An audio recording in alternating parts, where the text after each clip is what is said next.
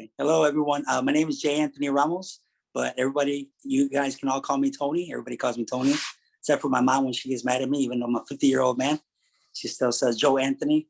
But, and I'm from Southeastern Wisconsin, born and raised here. My parents are from Zacatecas, Mexico.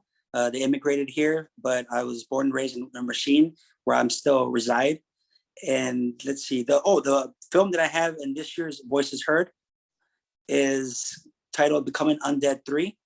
And it's about a man, actually, then a zombie apocalypse has happened. So we just kind of see this man wandering through like desolate places. He's looking for something, and we'll eventually find out what he's looking for, or who he's looking for.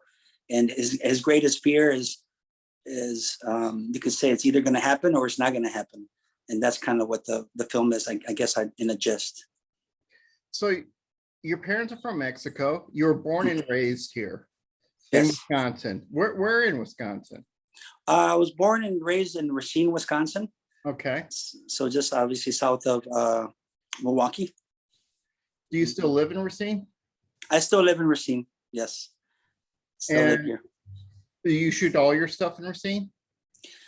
So far, out of the 3 short films, I'm more of a writer and an actor is my biggest background. And I just started directing films since 2018, 2019. And so the 3 short films, this is the 3rd one, have all been shot in Racine, yes. Okay, we've shown 2 of those films already at our festival. This is your 3rd one, and we're showing that again. Appreciate it. Not again, but we're showing your work again. Now, I before you became a filmmaker, I knew you more as an actor. You were showing up in a lot of people's films. What made you decide to switch from acting to going more behind a camera, writing and producing and directing your own stuff? I think that being a writer as well, or wanting to be a storyteller, when you're only an actor, at least in my experience, and I have had a lot of acting experience right out of high school. I even acted in high school, went to work on taking classes in Chicago. And I learned really quickly that they'll let you do Shakespearean, for example, or certain plays in school when you're taking classes. But out in the real world, you could be the most talented actor in the world, but because you don't have the right look or the right face, or I found out you might even remind the casting director of her ex-husband that she hates. Oh, really? That happened? Yeah, you might not get that part. It's incredible. Or you get typecast being obviously Latino and Mexican descent. I would get asked, can you do that with an accent? It's like, okay, yes, well, yeah, sure. You know, it was tiring. So I think it took so long for me to really hit me. Like, I've been writing stories for myself to entertain myself since I was a kid, little G.I. Joe stories, Transformer stories. And I was like, I need to practice more screenwriting. And when I did that, I met some of these filmmakers that I worked with in the last couple of years, since 2016. Then I think it was a natural thing to, once I started seeing them shoot films and how they prepare, and I was like, oh, I get it. A director doesn't have to know every single thing having to make a movie. I don't have to know everything about lighting. You know, I found out what a gaffer is. I don't need to know every single thing about every lens, you know, what they need to do. But eventually I've learned, but I can explain that to somebody. This is what I want it to look like, or this image. I can take images from different movies. So I was like, okay. So I think the transition from acting to directing happened because of that, because of the frustration with, you can audition so many times and not get a part. And it's not because you're not a good actor or talented actor or actress. I say actor for female or male, but it's only because there's so many limited roles to it. And now being a director, I see it even more when I see casting for films that maybe I'm involved with. Even as a writer, right now I'm involved with a feature film that I just wrote, and director and casting director, they're letting me see, and I'm like, wow, so many submissions just for even just this small part, so much competition. I wouldn't have never seen that if I would have stayed as an actor. I see it as an inverted pyramid. The bottom is not the bottom as in talent, but as far as amount of people is actors, and up at the top, you have those very few people that can write, direct, produce, and act, you know, all up at that pyramid. So I think that's why it happened, man. It happened just because out of frustration. And I had quit acting in 2009, and I didn't get back into it till I overheard a conversation with these guys at a cafe saying they were looking for actors for their films, for their student films to graduate film school in 2016. So 7 years. But I had been acting since high school, 1990, all the way through 2009.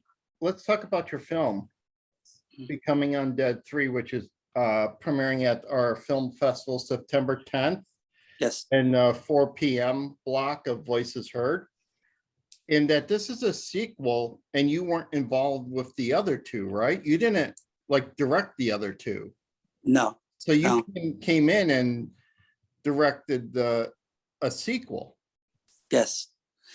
It's interesting because I've known the writer director of the first two, who's the writer of this film, for years. We weren't super close, but we met, we talked. I think we had even met at a writers group that had formed at the library here in town. And he had mentioned, I think, this idea along with another friend of mine, Mike, who ended up being the cinematographer. They mentioned that it's the idea of somebody wandering around and looking for somebody. And Michael Michael Dieterman, yeah. And Ron Pertee is the writer. And he's like, they have mentioned it. So years had gone by. And then he said, I have this trilogy in my head. It's just the short films. I had seen them, and I thought it was pretty cool because I didn't go to film school, but everything I've heard from, years ago that I got into this more so on the director side, that they make you do, like one of the first projects they make you do is a film without any dialogue. And I've seen his 2 short films, and I understood it. I love photography, and I know that you can tell a story just with an image. And I said, well, no dialogue. I know what's happening. The title says it. So you can be becoming undead. It could mean several things to me. It could mean you literally are becoming undead, like a zombie, or you're becoming dead on the inside. You're becoming numb to things and you don't care anymore. And I watched these 2 films, and I really liked how he approached the second one. He knows that I like the second one.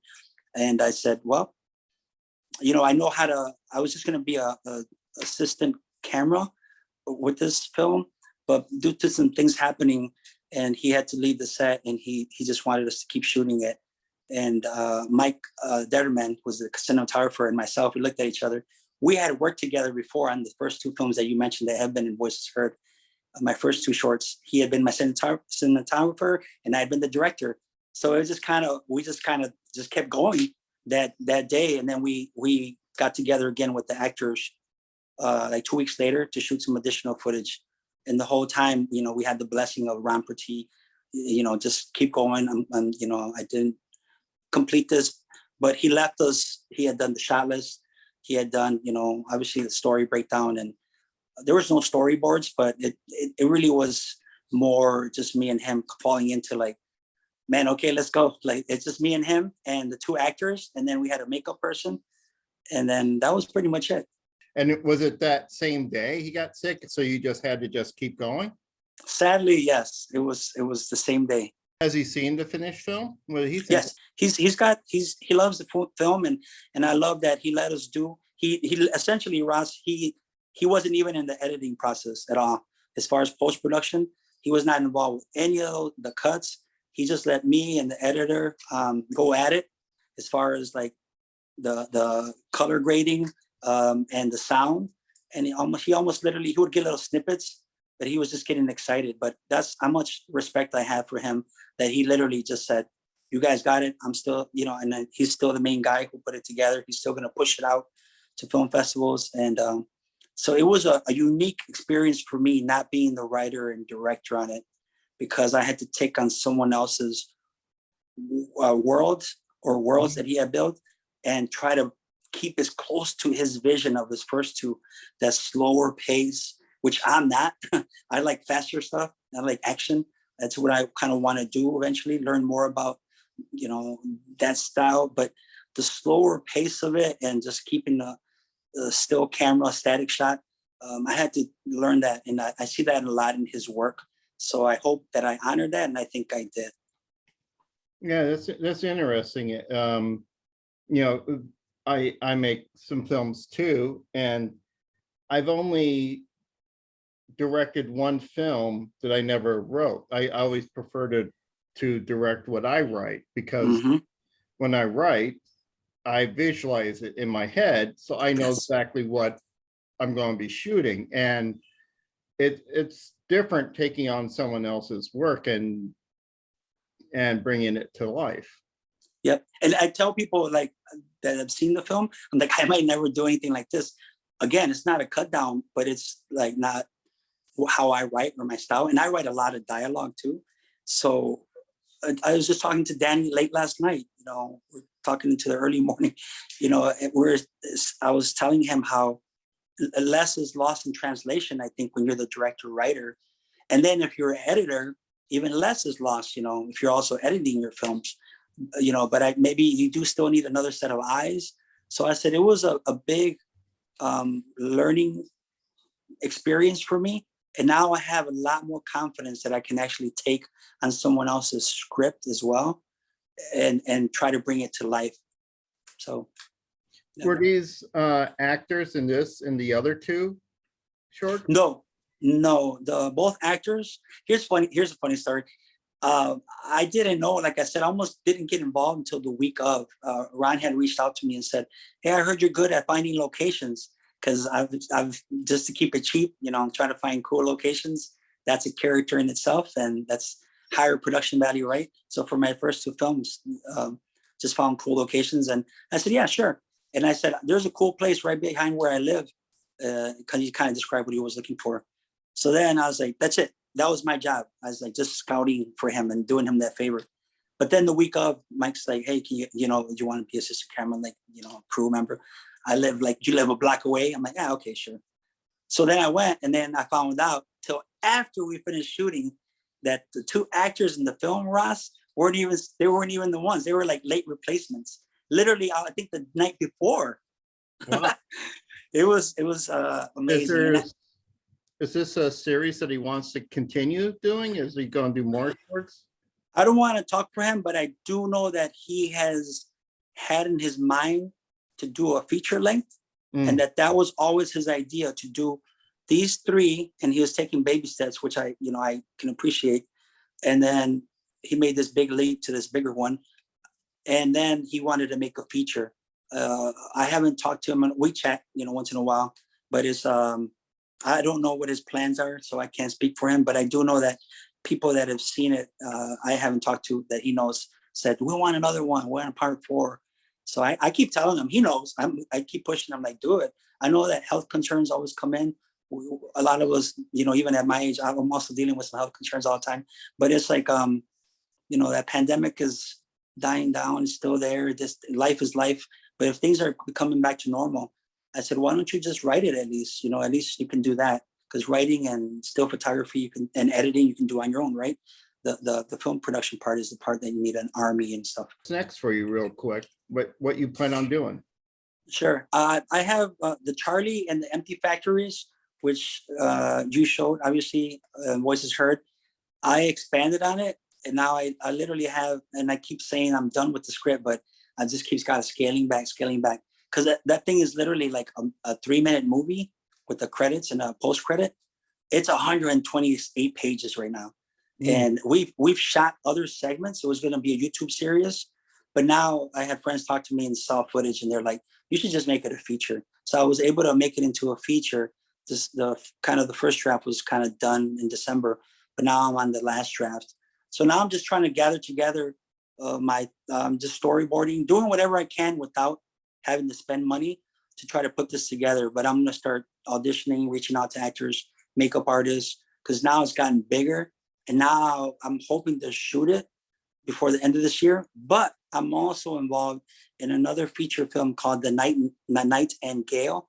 It's about a pimp and prostitute. The prostitute's trying to leave the streets and leave her pimp. And I'm actually acting in it, and I'm producing it, and I wrote the whole feature script. And that shoots in October.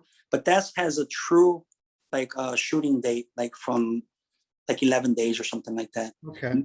Well, thank you, Tony. Thank you, Roz.